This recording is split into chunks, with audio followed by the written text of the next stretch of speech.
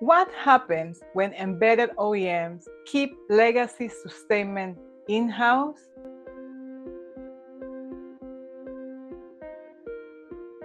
I'm Tania with GDCA, and I work closely with embedded OEMs navigating long-term legacy support.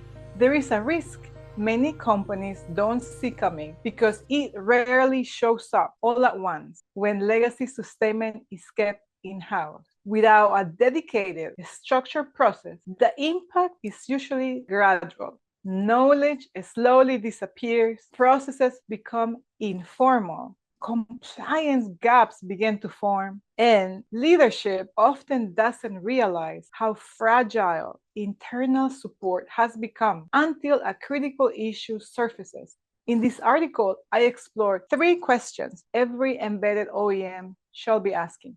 These questions reveal where the hidden risk lives inside a typical internal sustainment model and where brand and customer trust are most exposed.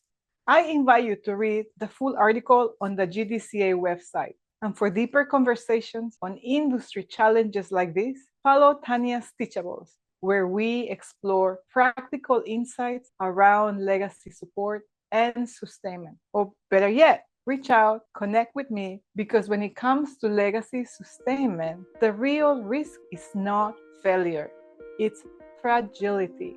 Let us show you how to build resilience instead.